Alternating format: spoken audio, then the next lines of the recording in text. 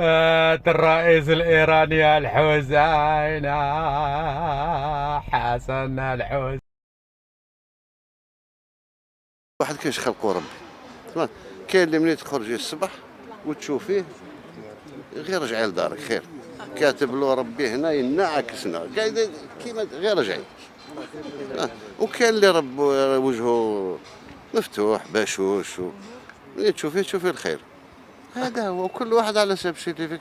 كاين اللي راهم ساكنين كل واحد يجيب حجره باش نبنيو، فهمتوا؟ انا نسميك هكذا تبون الكذاب. ها قد ما راك تكذب قد ما نيفك راه يطلع. واش راك دير؟ وقلنا شكون الخاين، انت ولا احنا؟ با تهدر باللغه الفرنسيه وتجي تقول لي السياده الوطنيه واللغه العربيه وفرنسا ما فرنسا. يا ولد القاف إن شاء الله بربي. بالرغم من أن جميع الحقائق التي تتحدث عن علاقة الجزائر السرية بإسرائيل مسجلة، إلا أننا نرى الجزائريين يصرخون في الكومنت معترضين على ما قلنا. ولكن تذكرة بسيطة أخي برعي، هل تعلم أن الجزائر تعد من أكبر مصدري الغاز والنفط على مستوى العالم، إلا أن نصيب الفرد في هذه الدولة لا يتعدى 5000 دولار سنويا. تخيل أنت راتبك في السنة كله 5000 دولار.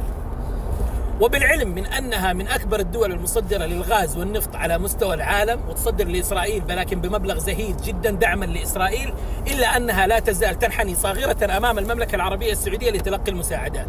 يكفيك فقط مركز الملك سلمان الذي قدم لها أكثر من 400 مليون ريال كمساعدات إغاثية. يكفيك يا جزائري، يلا سري.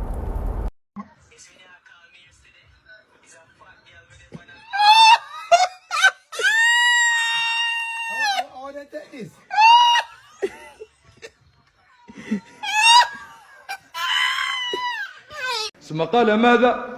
المنتدى هذا فرصة حقيقية من أجل رفع الانشغالات التي عانت منها الجزائر، خاصة على حدودنا الغربية، أين لاحظنا ممارسات لدول الجوار، دولة من دول الجوار أنها أضرت بالفعل بالتوازن البيئي الذي أضر بالحيوان بالنبات، ومباشرة أضر بالإنسان، لأن في تجفيف مقصود وممنهج لبعض السدود ولبعض المناطق.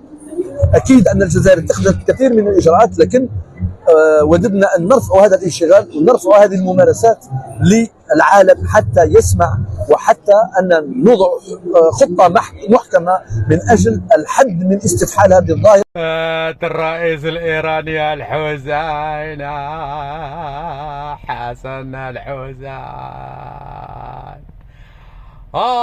مات الرئيس الإيراني الحسين.